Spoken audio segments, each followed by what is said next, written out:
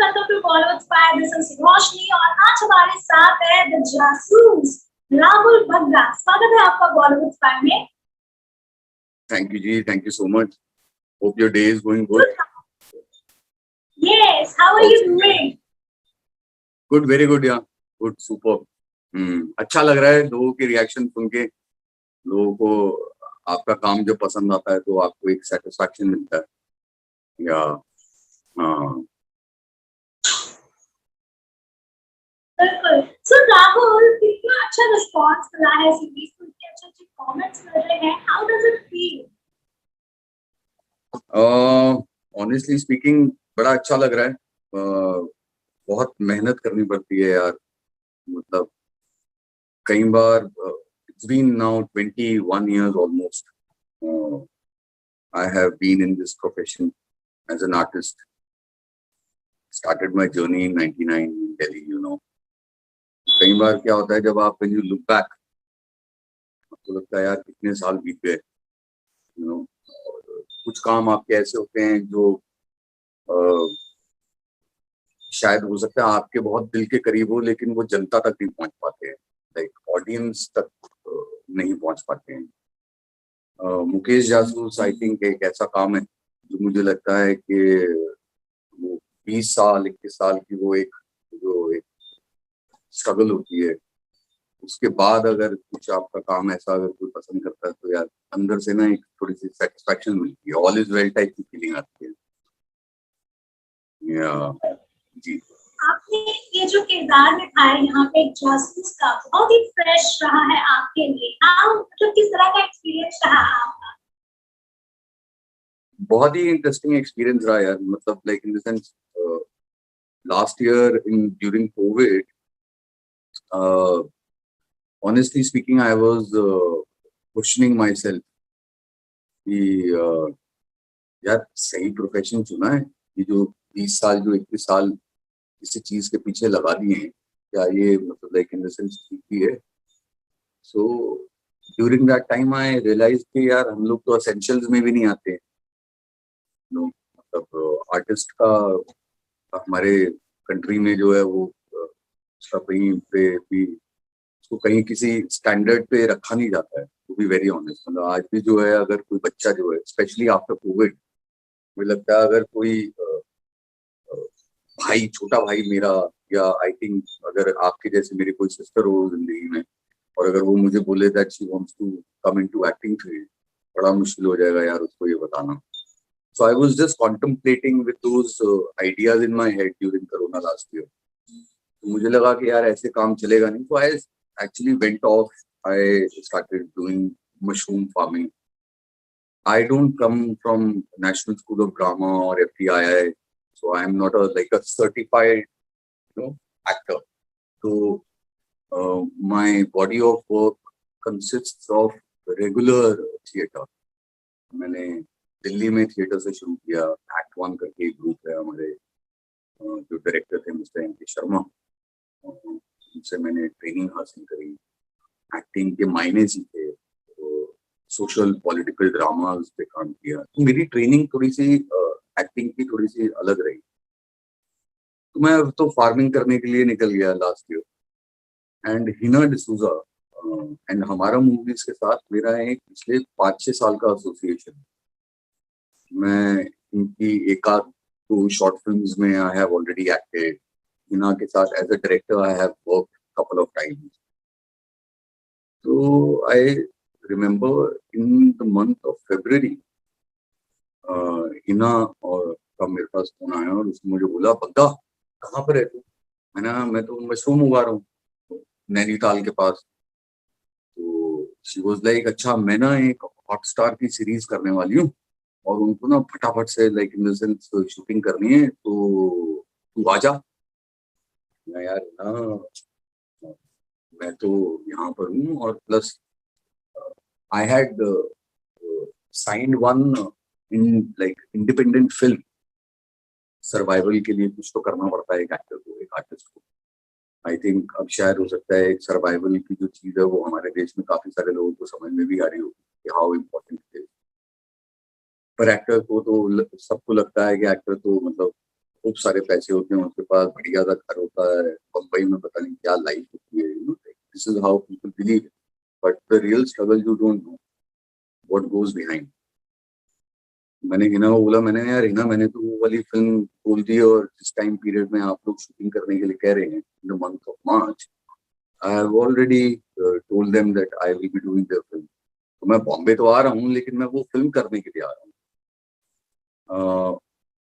Honest confession अगर मैं करूँ तो फाइनली जब मैं बॉम्बे आया और मैं हिना से मिला, because again because of my earlier association I had more trust on Hina, I had more trust on Hamara movies. I had more trust on Vinay sir, Vinay Mishra ji, who heads Hamara movies with Pallavi ji and Preeti ji.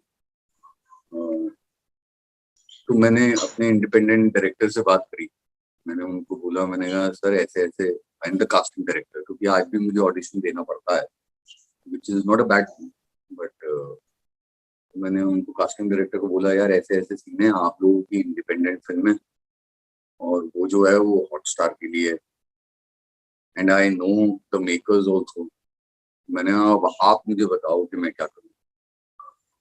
They were like, no यार, you have committed to us, how can you say no now?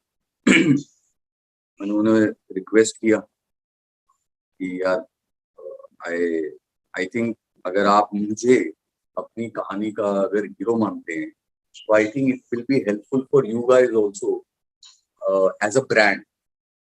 अगर ये Hotstar पे मुकेश जासूस आता है तो कल को अगर लोगों को पसंद आता है तो maybe I will be a better USP for you for your film. मैंने उनको किसी तरीके से समझाने की कोशिश करी, क्योंकि मुझे ऐसा लगता है कि झूठ बोल के कहीं से नहीं जाना चाहिए, सच को कन्फ्रंट करना जिंदगी में बहुत जरूरी होता है, and there are certain moral values I have added in my life. मैं ये जानता था कि गलती मेरी है कि अगर मैंने किसी को ये प्रॉमिस किया है कि मैं आपका प्रोजेक्ट करूंगा लेकिन लास्ट मिनट में मैं उन्हें ये बोलूँ, बट आई थॉट कि let me be as transparent as possible. Maybe they will understand my situation. And they did. And finally, I did. Not that film. I did Mukesh Jasmine. So I don't know, yeah. Like in the sense, this is how it has been with me. Like I starkly remember जब मुझे पहला काम बम्बई में मिला था 2008.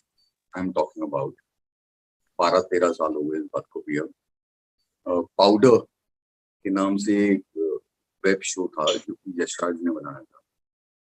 तो मानोगे नहीं, उसमें भी यही हुआ था कि मुझे सिलेक्ट किसी और रोल के लिए किया गया था, and during a course of like a week और 10 days आदि सर मुझे देखते रहते थे। मैं वायरएफ में चला जाता था क्योंकि स्क्रिप्ट बाहर पढ़ने के लिए मिलती नहीं थी। पाउडर के 26 एपिसोड्स थे और सारे एपिसोड जो थे 50-60 पेजेस के थे। तो यू कैन इमेजिन 26 एपिसोड्स की जो स्क्रिप्ट थी वो 3000 पेजेस से ऊपर। तो वो मेरे ख्याल से मुझे देखते रहते होंगे कि लड़का सा जो है वो बैठा रहता है और पढ़ता रहता है, and I don't know what transformed in him, what happened after 10 days he called me up and said कि तू मोटा हो सकता है क्या? एंड आई वाज लाइक हाँ सर मैं मोटा हो सकता हूँ, क्यों नहीं हो सकता हूँ, मतलब अगर खाना वाना ढंग से खाऊंगा, थोड़े से छोले छोले बना लेंगे हम भी। तो मैं बोला अच्छा चल ठीक है, बिकॉज आई एम थिंकिंग कि I want you to play the main part in Powder. So I was selected for Pankaj Tripathi's younger brother, but he wanted me to play the part which eventually I played. So you know, this is how my journey has been since Powder days. मतलब मैं कर कुछ रहा था, हुआ कुछ, you know, and that's why after a point of time you start believing in one thing, that as an artist you should have that much of patience and courage for your art to surrender, you know, to surrender to the time. You know, I think good things happen, just that you just need to be on your track, keep on working on your craft. Yeah. That's how Mukesh Jasus happened.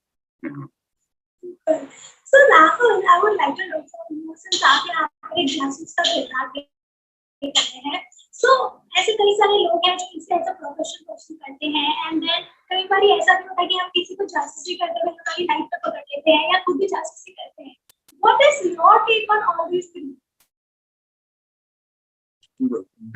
भाई मुझे तो बड़ा मजा आता है जासूसी करने में.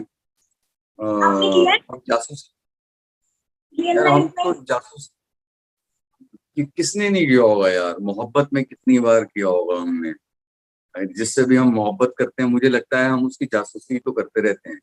आई थिंक जासूसी एक ऐसा वर्ड है जो कि probably is a synonym to care in that वे.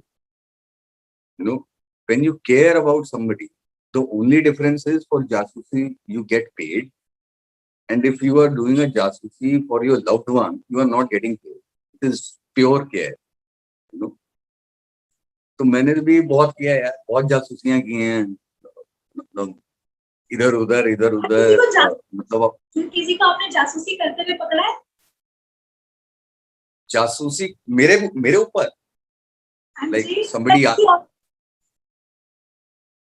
हाँ यार, पकड़े जाते हैं. मैं तो पकड़ा जाता हूँ बहुत जल्दी. आई रिमेम्बर मैं स्कूल में था और संस्कृत थी मेरे पास. टीपीएस नोएडा में पढ़ता था मैंने, दिल्ली में. तो संस्कृत में हाथ थोड़ा सा टाइट था. पता नहीं था कि like in the sense Sanskrit literature English is going to come so forcefully in my life कि फिर मैं अवॉइड भी नहीं कर पाऊंगा. अब मुझे लगता है कि यार संस्कृत पढ़ लेनी चाहिए, बट तब मैं बहुत खराब था. तो आप मानोगे नहीं, एक बार मैंने एग्जाम में जो है फर्रा मैं घर से बना के लेके गया. आंसर शीट मिलती थी एग्जाम्स में अलग से, वो जो एक्स्ट्रा आंसर शीट जिसको बोलते थे, तो उस पे मैंने सारे फर्रे एक एग्जाम पहले मैं वो ले गया था अपने साथ अपने घर पे. और मैंने सारे धातु रूप शब्द रूप सारी चीजें जो मुझे मतलब पता थी कि ये आ सकती है, क्योंकि आपको पता होता है कि यार ये वाला क्वेश्चन आ सकता है, ये वाला क्वेश्चन आ सकता है. अच्छा, अगर ये वाला क्वेश्चन आएगा तो इस वाले क्वेश्चन के साथ उसको कैसे मिलाना है. बट एटलीस्ट आपके पास कुछ एक होना चाहिए. तुम मानोगे नहीं यार, मैं वो फर्रा बना के लेके गया और वो जो मैं लिख के लेके गया था उस 4 पेजेस में, वो सब सारे क्वेश्चन डिट्टो वही थे. मतलब मुझे कुछ चेंज करने की भी जरूरत नहीं थी. और पता नहीं मेरे दिमाग में क्या आया, मैं वो answer sheet as it is अपनी मेन आंसर शीट के साथ अटैच करके वही दे आया टीचर को. मुझे लगा अब कौन लिखेगा, यू नो. और वो जो जासूसी में मैं फिर पकड़ा गया था, क्योंकि जिस आंसर शीट को मैं अटैच करके गया था उस पे जिस इन्विजिलेटर के साइन थे, वो उस दिन हमारे एग्जामिनेशन हॉल के आसपास भी नहीं.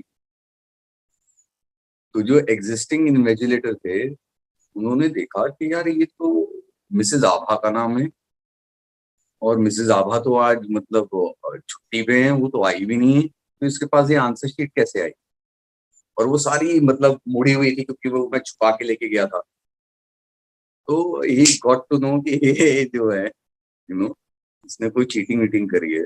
सो या, but the only good thing was मेरी उस पूरे प्रोसेस में लर्निंग ये हुई कि राहुल बग्गा, तेरे बस की चीटिंग नहीं है, कभी जिंदगी में चीटिंग करने की कोशिश मत करियो. क्योंकि मेरे जैसा बंदा तो खुद ही बता देगा कि हाँ मैं ये चीटिंग कर रहा हूँ. So there is no point. So yeah, this was one of the jasusi incidents I starkly remember. Yeah. Now, since this pandemic started, OTT platform का जो एक boost है, वो suddenly बहुत ही ज़्यादा हो चुका है. Everybody is up for OTT. जो थिएटर रिलीज होने वाले थे वो भी OTT पर हो रहे. क्या आपको लगता है कि जब सिचुएशन नॉर्मलाइज हो जाएगी तो थिएटर रिलीज का जो एक चार्म है वो कहीं ना कहीं कम हो जाएगा? Definitely, yeah. मतलब like in the sense I really miss cinema days. I know right now it is not safe. So as citizens of India, as citizens of, as humans, I think it is our responsibility to avoid all those kind of things which can basically जिसकी वजह से कोई virus या कोई like कोई बीमारी जो है वो बढ़ सकती है. But apart from that, like अगर आप मेरे से पूछें, मुझे लगता है यार सिनेमा हॉल बंद होने की वजह से पता नहीं कितनी सारी रिलेशनशिप जो है वो बिखर रही है। यू नो, मतलब मैं अपने आसपास के दोस्तों को देखता हूँ, इधर उधर लोगों से बातें करता हूँ, इतनी सैड न्यूज मिलती है ना यार सुनने को। मतलब certain relationships, certain things which are falling apart. मुझे लगता है उन सब लोगों के लिए सिनेमा हॉल इतनी इम्पोर्टेंट जगह थी, क्योंकि जब भी आपका कुछ ऐसा होता था ना जिंदगी में कि यार आज कुछ समझ में नहीं आ रहा, क्या करें यार, बोर हो गए हैं यार, क्या करें यार, कुछ समझ में नहीं आ रहा, तो आपको लगता था चल यार सिनेमा हॉल चलते हैं, थोड़ा सा एंटरटेन कर देते हैं अपने आप को, you know. So I think वो जो एक जगह थी ना, apart from places of meditation, apart from places of where you can find solace, I think entertainment, cinema had that space in our country कि अगर कुछ गड़बड़ हो रही है ना लाइफ में, मजा नहीं आ रहा, बीवी की अगर हस्बैंड से लड़ाई हो गई है तो हस्बैंड को पता होता था चुपचाप जो है सिनेमा की 2 टिकट बुक कराओ, उसको लेके जाओ, भूल जाओ क्या लड़ाई हुई है, बस एक दूसरे का हाथ पकड़ के बैठ जाओ 3 घंटे के लिए अंधेरे में, और कुछ एक अच्छा सा आपके सामने गुजर रहा हो, और वो इमोशंस जो हैं वो आपकी रिलेशनशिप के अंदर भी ट्रांसलेट हो रहे हैं, तो इंटरवल तक जो है वो पॉपकॉर्न जो है फिर एक ही आता था, फिर दोनों के हाथ टकराते थे। तो आई थिंक सिनेमा की हमारे यहाँ पर वो स्पेस है, it's almost like relationship mentor. तो वो जगह यार उसकी वजह से तो मैं बहुत मिस करता हूँ, and I think it is very important. Yes, now the safety is a different thing altogether, but I think for emotional bonding, cinema hall is almost like a temple. Yeah. Now since the series has gained a बहुत ही अच्छा response मिला है, और सभी in fact wait कर रहे हैं कि सीजन 2 कब आने वाला है, उसमें काफी सारे नए जो कैरेक्टर्स हैं वो भी शायद देखने को मिले। We would like to know something about that. भाई मैंने तो बोला है, मैं विनय जी से बात कर रहा था, मैंने कहा सर सीजन 2 बनाओ, और इस बार जो है मुकेश जासूस को सीधा वुहान ले चलते हैं। मुकेश जासूस को वुहान ले चलते हैं, और पता चला मुकेश जासूस ऐसा कैरेक्टर है कि उसे कोई असम में उतार देगा या कहीं गुवाहाटी में उतार देगा और बोलेगा यही चाइना है।